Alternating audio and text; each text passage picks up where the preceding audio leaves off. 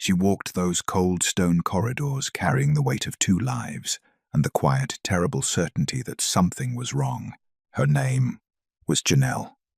And somewhere behind that heavy oak door lit by nothing but candle smoke and the low amber burn of secrets, the man she had given every piece of herself to was standing before the council of elders, speaking her name like it meant nothing at all. She had not meant to stop. She had been walking back from the healer's wing, her deep blue velvet gown pooling softly around her feet, her pace slow the way it always was these days. 5 months changed the way a woman moved through the world. It changed the way she breathed, the way she listened, the way she hoped. But then she heard his voice through the cracked door. Deep, calm, unbothered. And her feet simply stopped, her back pressed against the cold stone pillar, one trembling hand rising slowly to cover her mouth. The other came to rest as it always did now, instinctively, protectively over the gentle curve of her stomach. 5 months. She was 5 months along, carrying the child she had wept over in pure joy the night she found out. The child she had already whispered secret names to in the dark. The child she believed had sealed something sacred and permanent between her and Conrad, the most powerful alpha in the Silverfang kingdom. The child she had been so certain he wanted. Inside the council chamber, the voices continued, low, measured, deliberate. Through the thin gap of the cracked door, she could make out the shapes of them. Elder Cain near the far wall, his dark robes catching the candlelight. Elder Morrow and Elder Price, seated at the long oak table, faces carved from stone and indifference. Men whose cold eyes had always unsettled her at formal gatherings, but whom she had never had genuine reason to fear, until tonight. And then there was Conrad, tall, dark-haired, his heavy fur-lined cloak draped across his broad shoulders with the kind of effortless authority that filled every room he entered. His back was to the door. He did not know she was standing there in the corridor, 2 steps from shattering.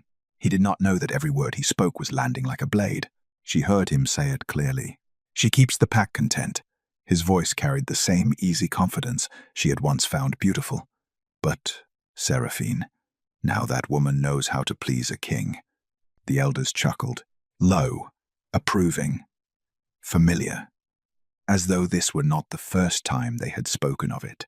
Someone, Elder Morrow, she thought, asked if the rumors were true, if the Alpha King truly kept a noble-born mistress hidden from his Omega Luna. Janelle pressed her palm harder against her mouth. She waited. She waited for the denial, for the anger, for the sound of his fist hitting the table in offense, for the man who had once pressed his lips to her temple in the dark and whispered that she was the only soul in the world he had ever chosen freely. She waited, but Conrad only laughed, and the sound of it moved through her like cold water, through a cracked stone, slow, patient, and completely devastating. She did not scream. She did not push through the door. She simply stood there, suspended between the pale blue moonlight of the corridor and the warm amber glow spilling through the cracked door, and felt the entire architecture of her world come apart around her, quietly, completely, and without a single sound. The child inside her shifted. A small, soft movement, the kind that usually made her smile. This time, her eyes filled with tears. Before we go any further, drop a comment right now and tell me where in the world you're watching from. I read every single one, and I love knowing how far this story is traveling. Now let's get into it, because what happens next will absolutely wreck you. It had not always been grief. There was a time not so long ago when Janelle had known something that felt almost impossible for a woman like her. Joy. Real, unguarded, terrifying joy. She had grown up in the outer rings of the Silverfang kingdom, the way Omegas learn to exist present but peripheral, useful but invisible. She had no noble bloodline, no family crest to display at council gatherings, no powerful father waiting to negotiate her worth across a long table of elders. What she had were her hands. Hands that could calm a fevered wolf with a single touch. Hands that had learned the language of wounds and pain before she ever learned to speak the language of power. Healing was all she had ever known. It was also, as it turned out, the thing that changed everything. because it was her gift that had brought her to the grand hall the night of the moon selection ceremony. And it was fate careless, rule-breaking, impossible fate that had placed her at the very back of a room full of noble she-wolves draped in silk and ambition. She had worn a simple blue dress. She had stood near the wall. She had planned to leave early. She had not planned on Conrad. The grand hall of Silverfang Castle had never been built for women like Janelle. She understood that the moment she stepped through its doors, the ceiling soared 50 feet above the marble floor, carved from pale stone and hung with banners bearing the silver wolf crest of the kingdom. Torchlight ran along both walls in long, shimmering lines, and the air smelled of cedar smoke, expensive perfume, and the quiet electric tension of ambition. Every noble she-wolf in the kingdom had come dressed to be chosen. They stood in rows near the front of the hall, daughters of generals, nieces of elder wolves, women whose bloodlines had been carefully cultivated for exactly this moment. Their gowns were silk and velvet in jewel tones. Their hair was pinned with silver clasps. Their posture was the practiced, elegant stillness of women who had been trained from childhood to stand before powerful men and look like destiny. Janelle stood near the back wall in a plain blue dress that had no particular story behind it. She had not come to be chosen. She had come because the senior healer she apprenticed under Old Master Fane, who had never once in 30 years allowed sentiment to interfere with duty, had insisted the entire healing staff attend as courtesy to the crown. So she came. She stood near the wall. She watched, and she spent most of the ceremony planning the quickest route back to the healing wing. She remembered the moment Conrad entered the hall, not because of the way the crowd parted, though it did, immediately and completely, the way water parts around something it cannot contain, not because of the ceremonial drums that announced him, or the heavy fur mantle across his shoulders, or the quiet authority that seemed to move ahead of him like a second presence. She remembered it because of his eyes, silver, sharp, scanning the room with the focused patience of a wolf who had never in his life looked for something he did not intend to find. He moved slowly along the front row. Noblewoman after noblewoman straightened as he passed. Small, practiced smiles, lifted chins, the particular stillness of women holding their breath in hope. Conrad walked past every single one of them. He kept walking, past the third row, the fifth, the seventh. The silence in the hall shifted from anticipation into confusion. Janelle noticed Elder Kane near the ceremonial dais exchange a sharp look with Elder Morrow. A whisper moved through the crowd like wind across still water. She was not paying attention to any of it. She had been watching the door near the side corridor, calculating the distance, when she became aware that the hall had gone completely, unnaturally still. She looked up. Conrad was standing in front of her, close enough that she could see the faint scar along his jaw, close enough to see that those silver eyes that could silence a room of 300 wolves, were looking directly at her with an expression she had absolutely no framework to understand. "You," he said. One word. Quiet. Certain. Like a man who had just found something he had been searching for without knowing he was searching. And then he reached for her wrist. She remembered how her breath completely abandoned her as he turned her hand over and pressed the lunar mark against her skin, the ancient seal of the moon goddess, warm as sunlight and deliberate as fate. The hall erupted, not in celebration, in shock. She heard it all, the sharp intake of breath from the noble families in the front rows, the urgent murmuring that rolled through the crowd, the unmistakable sound of Elder Kane's voice cutting through the noise with cold authority. "My king, she is an Omega." Conrad did not turn around. "I know what she is," he said simply. And that was the last quiet moment Janelle had for a very long time. The weeks that followed were the most disorienting of her life. The castle staff learned quickly how to look through her not with cruelty, but with the particular blankness of people carefully avoiding a political complication they did not yet know how to categorize. Noble families sent formal letters of protest to the council. Elder Kane requested 3 separate audiences with Conrad in the first week alone. The other she-wolves, the ones who had stood in that front row in their silk gowns, did not bother with letters. They used silence. Cold corridors. Conversations that stopped precisely one moment before she entered a room.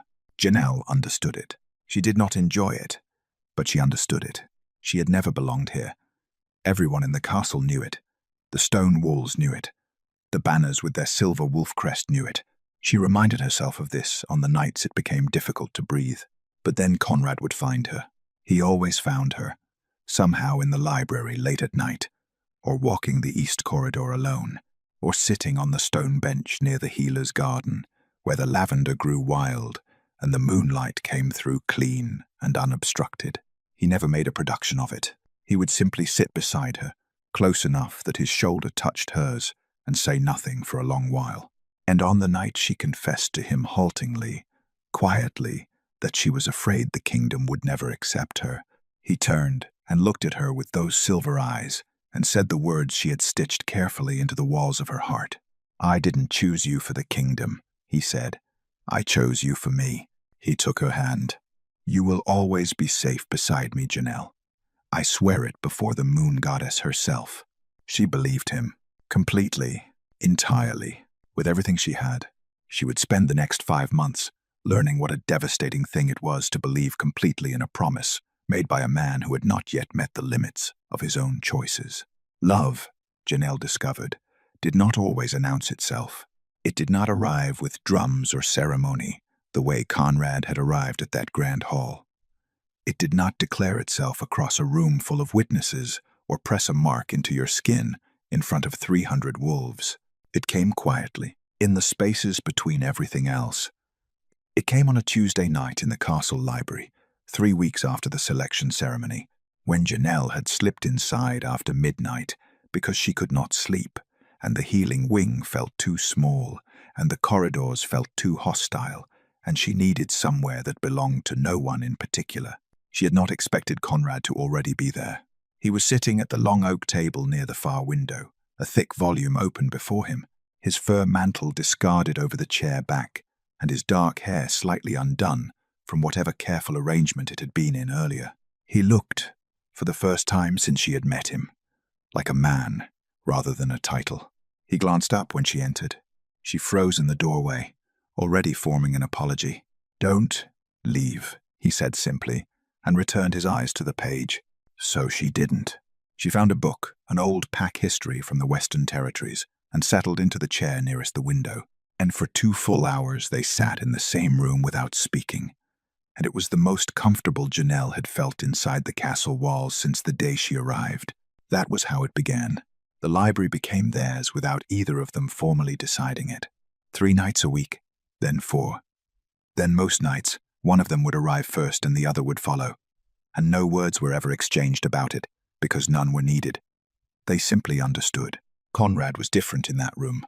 The weight he carried everywhere else, the authority, the watchfulness, the careful control of a man who governed 300,000 wolves and could not afford to be misread. He set it down in the library, the way he set down his mantle, carelessly, without ceremony. He read histories obsessively, military strategy, ancient pack law, the kind of dense, unforgiving texts that would have put Janelle to sleep inside of 10 minutes, and he knew it. "You're not reading," he said one night, without looking up. "I'm thinking," she said. "About what?" "About why a man who already runs a kingdom feels the need to read about other men who ran kingdoms." He looked up then, and the expression on his face was one she had never seen on him before, surprised and unguarded, and somewhere very close to amused. "Because," he said slowly, "the ones who stop learning are the ones who lose everything." She considered that. "That's either very wise or very sad." "It's both," he said, and then quietly, almost reluctantly, he smiled. It was the first time she had ever seen him smile without a room full of politics behind it. She felt something shift in her chest, something she was not yet ready to name. The nights became conversations, not the careful, formal exchanges they performed in throne rooms and at council dinners, but real ones, the kind that started with something small and wandered far from where they began, the way rivers do when the land gives them room. He told her about the years before his father died, the pressure of a crown passed down before he felt ready to hold it, the loneliness of authority that no one around him seemed to understand or acknowledge, because powerful men were not supposed to name their loneliness. She told him about growing up in the outer rings, the particular skill of becoming invisible. How she had learned to read people the way other healers learned to read symptoms quietly, carefully, from a safe distance. "You were reading me," he said one night, not accusatory, simply realizing it. "Everyone reads everyone," she said. "I'm just honest about it." He laughed. A real laugh, low and unrestrained and entirely unprepared for. It moved through the room like something that had not been let out in a very long time. Janelle decided in that moment that she would spend considerable energy trying to make him do that again. She discovered she was pregnant on a morning in early frost season. She sat with the knowledge alone for 3 days, turning it over, examining it from every angle, trying to understand what it meant inside a life that still felt uncertain at its edges. On the 4th morning, she told him, she had planned to be calm about it, measured, to present it the way she presented difficult information to patients, clearly, gently, without unnecessary weight. Instead, the moment she said the words, her voice broke on the last one. Conrad crossed the room before she finished the sentence. He pulled her into his arms with a completeness that startled her, not the formal embrace of a king managing a complicated development, but the instinctive, total hold of a man whose body had responded before his mind could arrange itself. He didn't speak for a long moment. She could feel his heartbeat against her cheek. Fast, unsteady. Then he pulled back just far enough to look at her, and his silver eyes were bright with something she had never seen in them before. "My heir," he said softly. "My family." He pressed his forehead to hers. "Mine," he whispered, like a man who had spent his entire life ruling things that belonged to bloodlines and history and duty, and had only just, for the first time, been handed something that belonged entirely to his heart. The kingdom may not have accepted her. The elders may not have wanted her. The noble families may have written their letters and whispered their doubts and sharpened their quiet cruelties. But in that room, with his arms around her and his forehead against hers, and the first frost of the season pressing cold and clean against the window, Conrad had chosen her again. And that, Janelle told herself, was enough. For now, it was enough. The frost season brought 2 things to the Silverfang kingdom. The first was cold. The second was Elder Kane. He had always been present, of course seated at the long council table, watching Janelle from across formal dinners with eyes that never quite committed to any readable expression. He was the kind of man who had learned long ago that patience was a sharper weapon than anger, and he wielded it accordingly. But something shifted after the pregnancy was announced. The patience became urgency. Janelle first noticed it in the way the council meetings changed. They had always been frequent, twice a week, sometimes 3 times during governance seasons. But by the 2nd month of frost, Conrad was being summoned almost daily. She would wake in the early grey hours to find his side of the bed already cold, his cloak already gone from the hook near the door. He never told her what they discussed. She never asked directly. That was perhaps her first mistake. She heard pieces of it regardless. Castles, she had learned, were not built for secrets. Stone carried sound in unpredictable directions, through corridors, beneath doors, around corners that should have absorbed everything, and instead amplified it. She was passing the small antechamber near the east wing one afternoon when Elder Kane's voice reached her through the wall with terrible clarity. "An Omega Luna produces Omega perception," he was saying, his tone the measured, reasonable cadence of a man presenting self-evident facts. "The pack reads weakness at the top, and it spreads downward.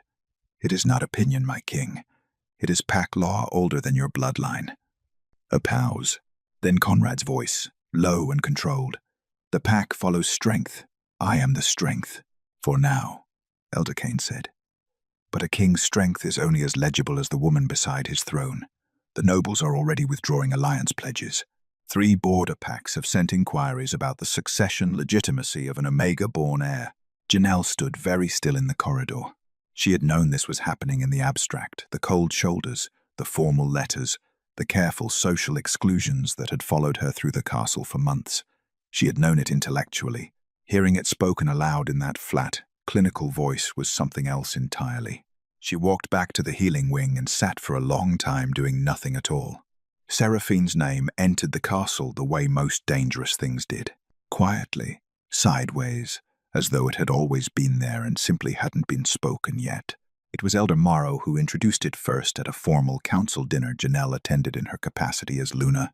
Seated at Conrad's right hand, while the elders arranged themselves around the long table with the careful geometry of men who had already decided the outcome of the evening. Elder Morrow had been speaking about noble alliances when he said it. The Ashvale family, of course, had long expected their daughter to be considered for the selection, a pause that lasted precisely one beat too long.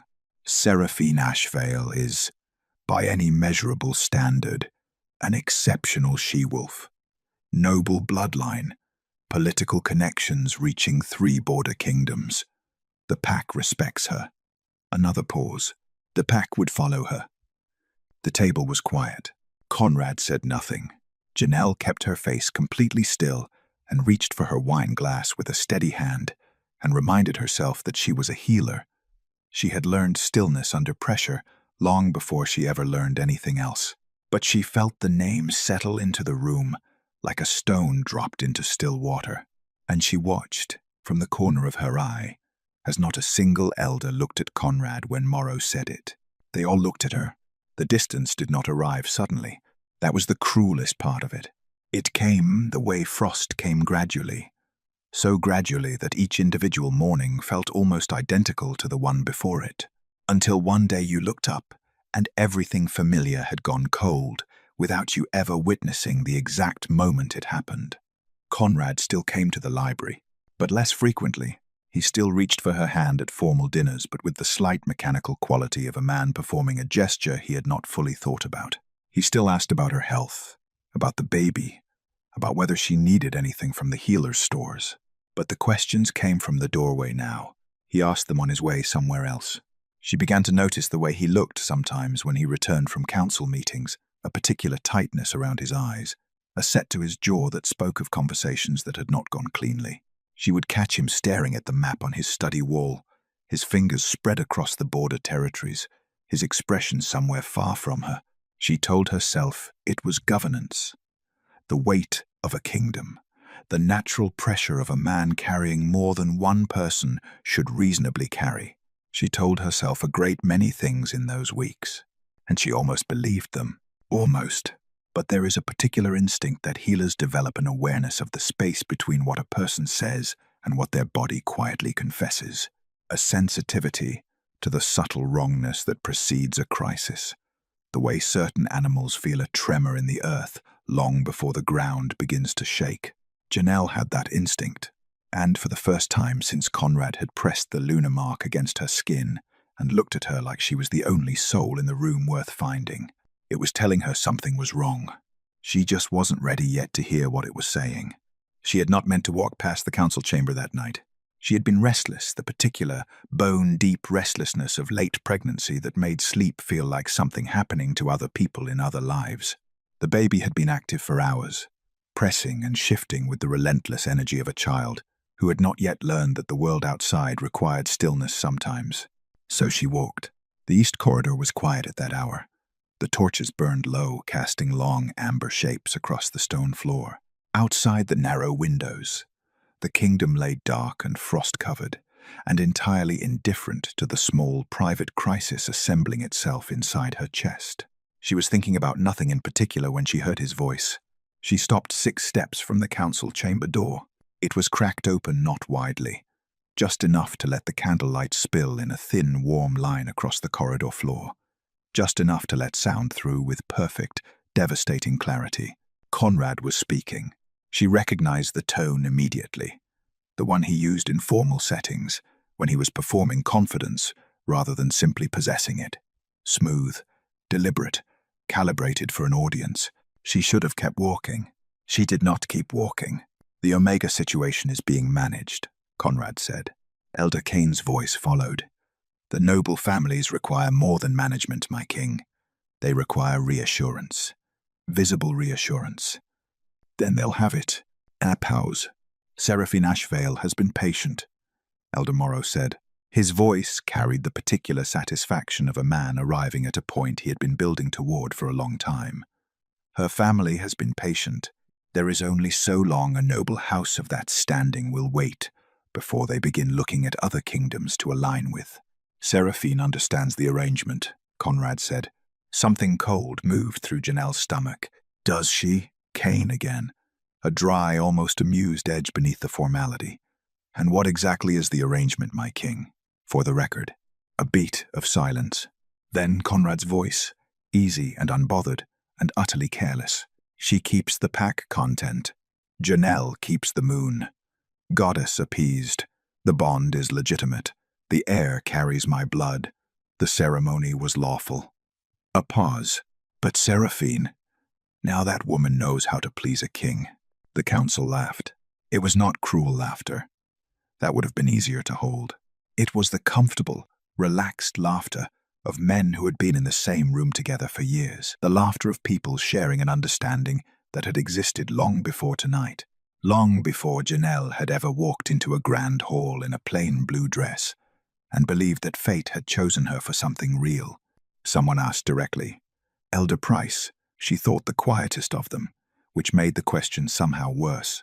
The Luna doesn't know?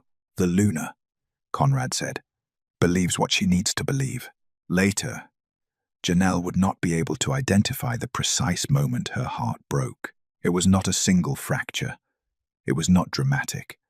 It was more like watching a structure she had been living inside, one she had trusted completely, had pressed her hands against and called solid, had built her entire sense of safety around, simply revealed that it had never had a foundation at all. She believes what she needs to believe. She pressed her hand over her mouth. The other hand moved to her stomach. The baby shifted beneath her palm, slow, gentle, entirely unknowing, and Janelle stood in the corridor between the moonlight and the candlelight and understood with the quiet, terrible clarity of a healer reading a wound that was already too far gone that she had never been loved. She had been used, carefully, deliberately, even kindly, perhaps, in the way that powerful men could be kind to useful things, but used. The moon selection ceremony, she had believed it was fate. She understood now that it had been calculation. An Omega Luna produced a legitimate bond without a rival noble house gaining power through the match. No political debt, no dangerous alliance, no family whose influence could grow to challenge the throne. Just a woman with healing hands and no dangerous connections. Just a woman who would believe what she needed to believe. The child inside her moved again. Janelle closed her eyes. She did not burst through the door. She did not scream his name into the candlelit room or throw the weight of her grief at the feet of the men who had engineered it. She was a healer. She had learned to function in the presence of pain long before she had learned almost anything else. She simply turned and walked back down the corridor. And somewhere between the council chamber door and the entrance to the private lunar quarters, something that had been soft and hopeful and entirely trusting inside her went very, very quiet. She sat on the edge of the bed for a long time in the dark, not crying, not yet, just sitting with the new shape of things. And when the tears finally came, they were not violent or loud. They were the slow, exhausted tears of a woman who had already done the work of understanding, who had already moved past the shock and arrived at the cold, clear place that comes after. She looked down at the lunar ring on her finger. The silver band caught the moonlight from the window. She thought about Conrad's voice. Easy, unbothered, entirely careless.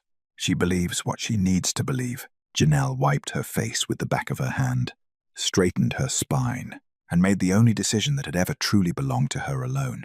She was leaving, before sunrise, before he returned from that room, before she lost the nerve or worse, before she stayed. She did not pack the way she had arrived.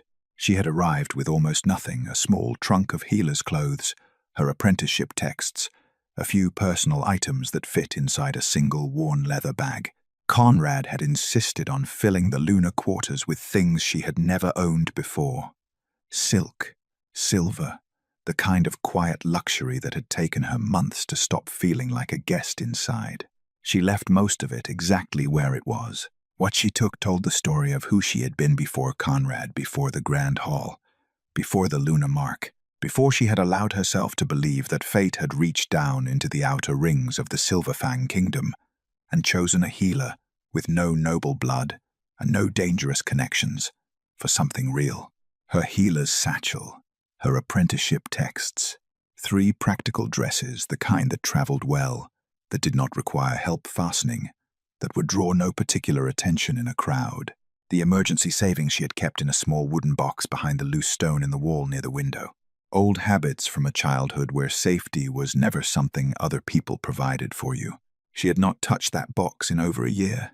She was grateful now for the version of herself that had kept it anyway.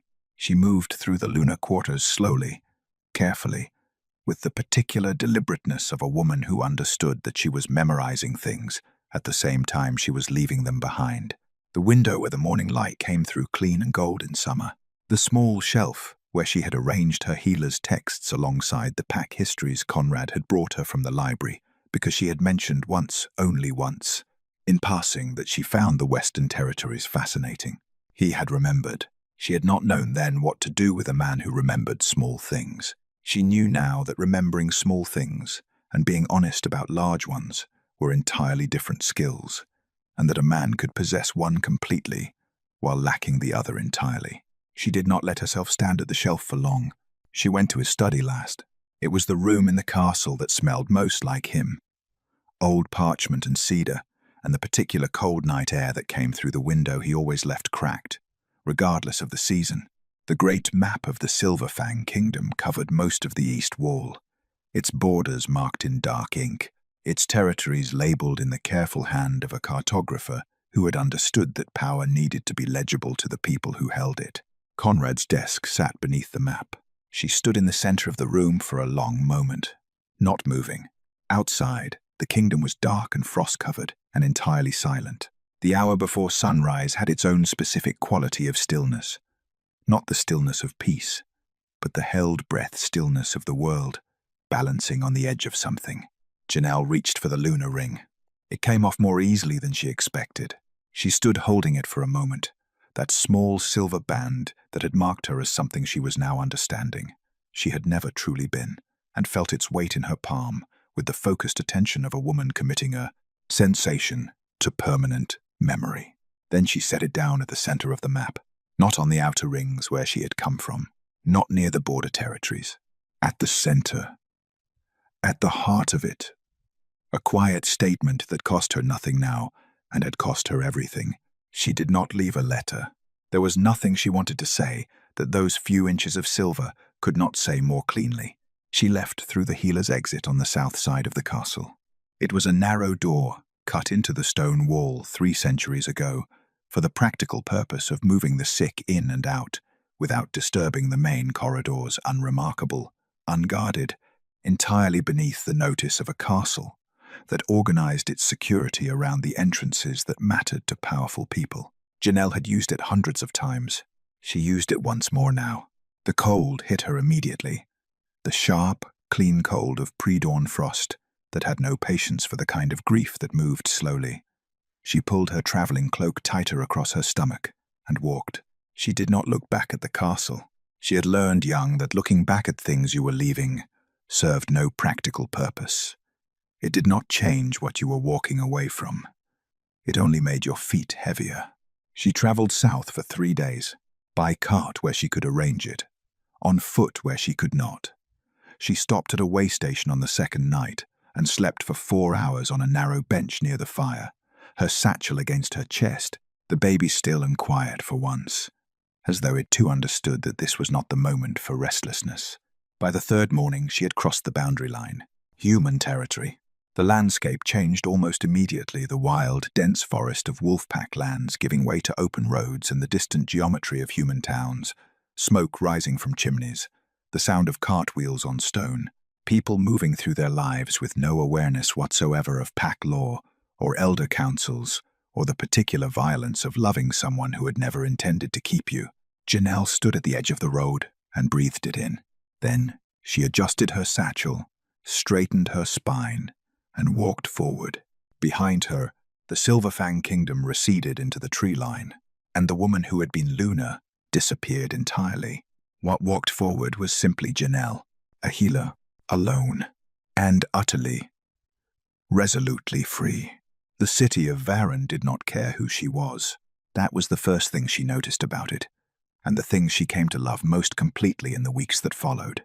It was a mid-sized human city built along a river, practical, unhurried, organized around the logic of commerce and seasonal work, rather than bloodlines and pack hierarchy. Its streets smelled of bread and river water and coal smoke. Its people moved with the particular self-contained busyness of those who had enough of their own concerns to leave other people's alone. Nobody knew what the lunar mark meant.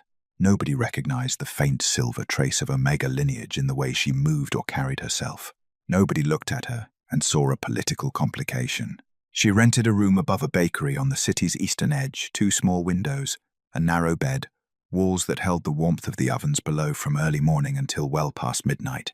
The baker was a wide, practical woman named Dora, who asked no questions beyond whether Janelle could pay the first month in advance and whether she had any objection to the smell of cinnamon. Janelle told her she had no objections at all. She had the first decent sleep she'd had in weeks that night, wrapped in the warmth of borrowed heat, the distant sound of the river moving steadily beneath the window. She built her practice carefully. Word traveled the way it always did in tight human neighborhoods quietly, person to person, carried on the back of someone's relief.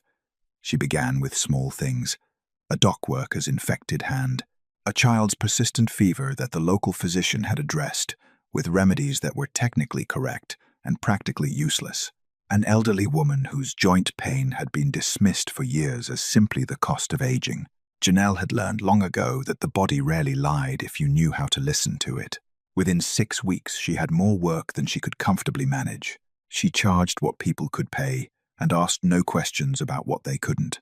She kept her hours consistent and her manner calm, and her opinions about her patients' choices entirely to herself.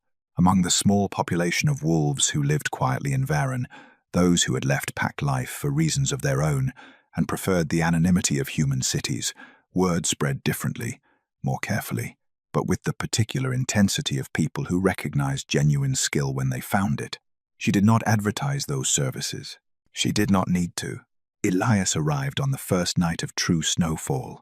Janelle had known it was close. She was a healer. She had understood her own body's timeline with clinical accuracy for weeks, but knowing and experiencing were different countries entirely, and she was grateful beyond measure for Dora, who turned out to possess both a remarkably steady temperament and a surprisingly comprehensive knowledge of midwifery acquired through the practical education of having delivered 3 of her own children without adequate help. The snow came down outside the bakery window in large, unhurried flakes, and somewhere between midnight and the first pale suggestion of morning, her son was born. She held him against her chest in the narrow bed above the bakery, while the snow continued its quiet work outside, and Dora moved efficiently around the small room, and the ovens below sent their warmth up through the floorboards, and she felt something shift so completely inside her that she understood she was not the same person she had been 30 seconds before. She had known she would love him. She had not known it would feel like this, like every previous version of love she had experienced had been a study for this particular final exam. Like everything before had been approximate. He was dark-haired, her hair exactly, fine and black and slightly damp against his small head. But when he opened his eyes for the first time and looked up at her with the unfocused, ancient attention of the newly born, they were silver, not grey. Not the ambiguous pale blue of most newborns that resolved itself into something ordinary in the weeks that followed. Silver. Sharp and clear and unmistakably, heartbreakingly familiar. Dora, leaning over her shoulder, said simply, "Unusual color." "Yes," Janelle said quietly. "He has his father's eyes." She did not say anything else about it. The years settled around them with the steady, ordinary rhythm of a life being built from the ground up by someone who had learned not to need much in order to find it enough. Elias grew the way children do, in sudden, startling increments that made Janelle feel simultaneously that no time had passed at all and that entire landscapes had shifted while she wasn't paying attention. He was curious in the way she was curious, quietly, persistently, with a particular focus that tended to unsettle adults who expected children to be easily redirected. He was gentle with small things, injured birds, nervous cats, the elderly patients who came to their door in the early mornings when the cold made joints ache and pride made asking for help difficult. He had her hands, but those eyes, those silver eyes that caught light the way certain metals did, that sharpened when he was thinking and softened when he laughed, that occasionally made Dora look at him sideways with an expression she never quite put into words. Those belonged to someone else entirely, and on certain quiet evenings, when the snow came down outside the bakery window and Elias sat across from her doing his lessons by lamplight, Janelle would look at her son's silver eyes and feel the old grief move through her like weather, present, then passing, then gone, until the next time. He returned to the lunar quarters just before dawn. The council meeting had run long. It always ran long these days. The elders circling the same political anxieties with the patient repetition of men who believed that speaking a problem loudly enough and frequently enough eventually constituted solving it.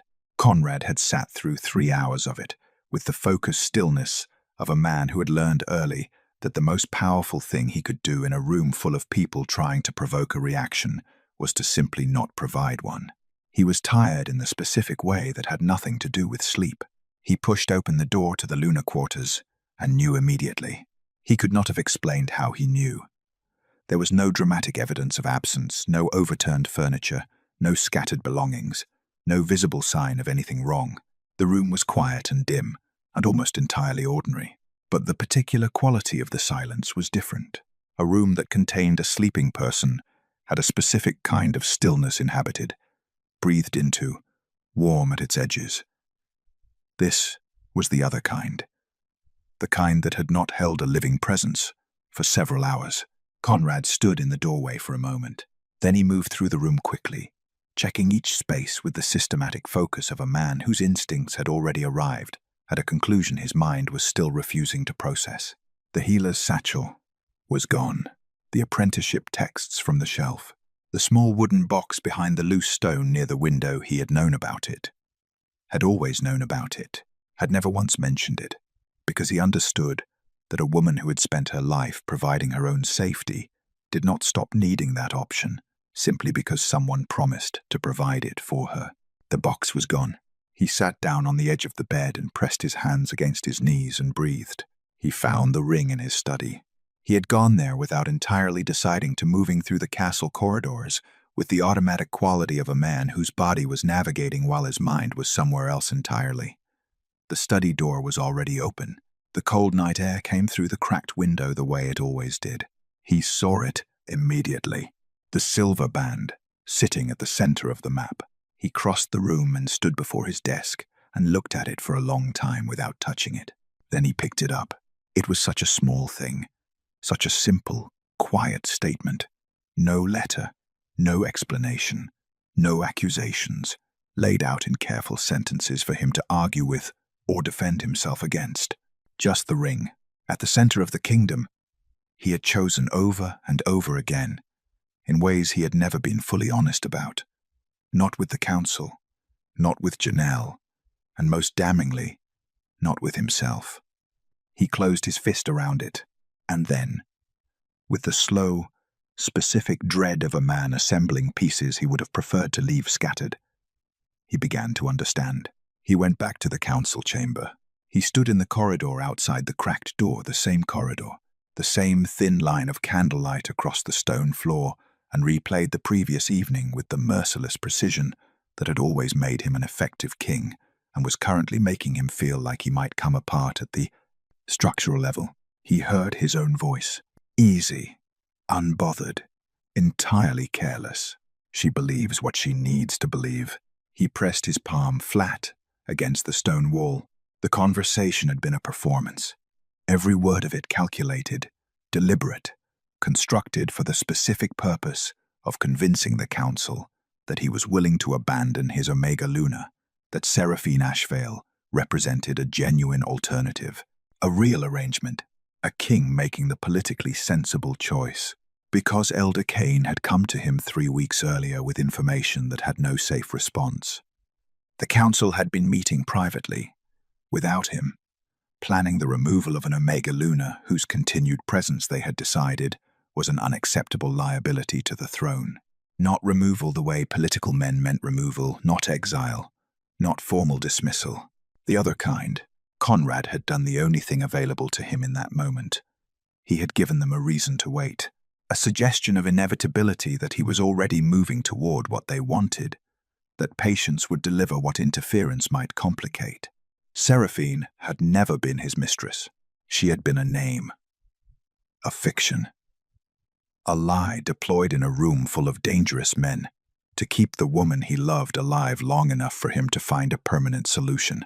And Janelle had been standing in the corridor. She had heard everything. He understood now with a clarity that arrived far too late and cost far too much, that he had protected her from the council's plan and walked her directly into a different kind of devastation, one she had carried alone, in silence, and then disappeared into the dark, with before he had any idea she had been in that corridor at all. 5 months pregnant. Alone, because of words he had spoken, he did not sleep. By the time the grey suggestion of morning arrived at the study window, Conrad had already sent for his most trusted tracker, a wolf named Soren, who had found things that did not want to be found for 15 years, and had never once come back empty-handed. He placed the lunar ring at the center of the map. She went on foot, Conrad said. South, most likely. She would have chosen human territory. Soren looked at the ring, then at the Alpha King's face. He had the good judgment not to ask questions. I'll find her, he said. You'll find her, Conrad agreed. His voice was quiet, absolute, the voice of a man who had spent years governing a kingdom and had only just understood what it was he actually stood to lose. And when you do, you will not approach her. You will not speak to her. You will tell no one. He picked up the ring. You will come directly to me.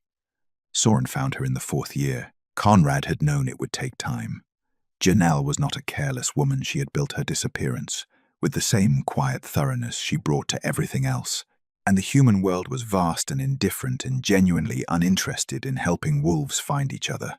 Soren had tracked false leads across 2 countries before a healer's reputation in a river city called Varen finally gave her away.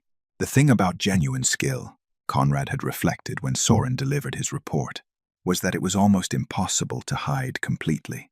He came alone. He had considered bringing guards, an escort, something that communicated the formality of what this was, a king crossing international territory to find his Luna, his heir, the woman he had failed in the most complete and irreversible way available to him. But formality felt like the wrong language for what he actually owed her. So he rode south with only Soren and dismissed him at the city boundary. He found the bakery on the eastern edge of Varen without difficulty. He stood across the street from it for a long time. He saw the boy first, a child of perhaps 3 years, sitting on the front step of the bakery in the early morning, with the focused concentration of a small person engaged in important private business, arranging a collection of smooth river stones into a pattern that apparently required significant deliberation. Dark hair. Conrad went very still. Then the boy looked up, distracted by some sound from the street, and across the distance, Conrad saw his own eyes looking back at him from a child's face. Silver, clear, unmistakable. He had known, intellectually, that Janelle had been 5 months pregnant when she left. He had done the arithmetic in the cold, months after her disappearance, and understood that somewhere in the world, a child of his existed. He had carried that knowledge for 4 years like a stone pressed against the center of his chest. Actually seeing it was something else entirely. He stood on the street in a human city, far from everything he governed, and felt the full weight of what his carelessness had cost arrive all at once, without mercy, the way it had been waiting patiently to do since the night he stood in that council chamber and spoke words he had not considered carefully enough. Janelle came through the bakery door 10 minutes later.